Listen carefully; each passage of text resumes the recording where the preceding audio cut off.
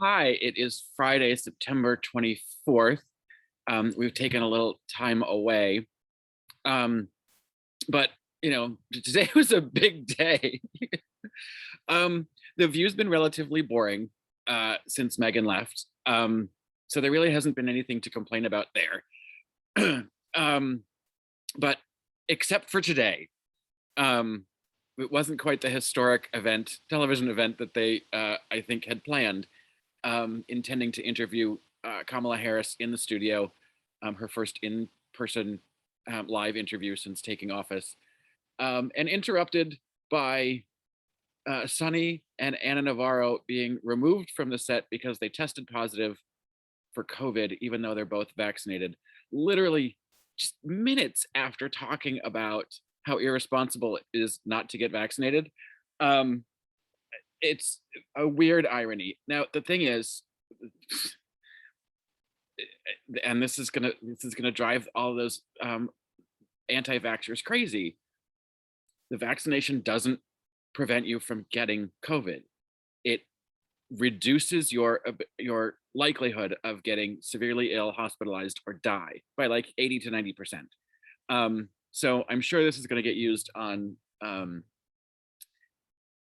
conservative media over and over again about why the vaccine doesn't matter, even though it does, because they will likely not get severely ill, likely not end up in a hospital, and likely not die, while hundreds of people every day, I guess thousands of people every day, die of COVID who are unvaccinated needlessly. Hundreds a day in Florida alone. But in other news, our friend Ms. McCain has now posted her first article on the Daily Mail, which, by the way, if you've ever been to that website, I highly recommend you do not go. It is a disaster. It is a graphic design nightmare. It's like, those little penny savers, just like little tiny ads. They're like classified ads, but they're actually articles. It hurts the eyes to have to look at it. But she chose, her first article where she gets to, write freely without fear, is written, by the way, in multiple short sentences. It's like a bad high school book report. But she talks about Joe Biden and how he's failed, and calls him feckless, and makes some insulting remarks about him.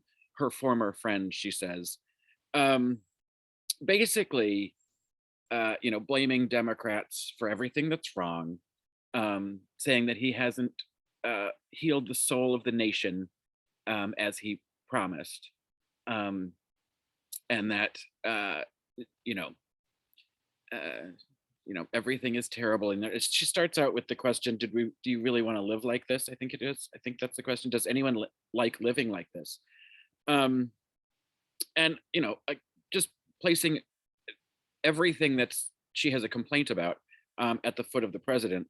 And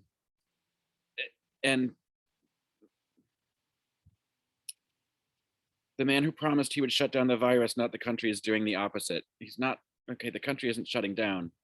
But the fact that the country isn't shutting down, but she's complaining about people being at football games, but then also complaining about people being vaccinated. It's a mishmash of blame, mostly against Democrats and leaders, completely missing the point of what the problem is, and why the soul of the nation can't heal. It's the people who won't get vaccinated. I mean, that's it. And she doesn't want to take any accountability for the fact that it's a lot of Republicans that are the ones that are not vaccinated. And that's what's the big rift across the country is, oh my gosh, I'm getting calls on my computer. is the vaccinated versus unvaccinated. Look, and she complains about, vaccine passports. Here's the deal. The vaccines help keep you alive. And those of you who don't want to take it, fine. Then you shouldn't be allowed in public, indoor, anywhere. Don't go to a restaurant, don't get on a plane, don't get in a theater, just don't go to school, don't go to work. You're just not allowed. Because the rest of us don't want to hang out with you. That's kind of it.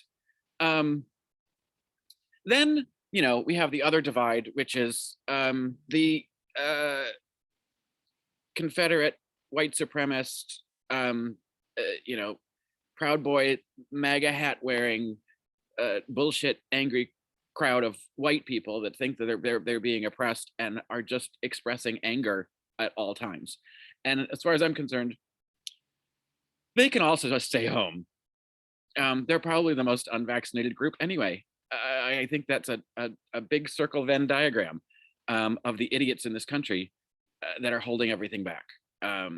And they're emboldened by people like Ms. McCain writing stupid articles like that just have circular logic saying everything is the Democrats' fault. Fuck off. You know what? It's mostly the Republicans' fault. So quit your bitching.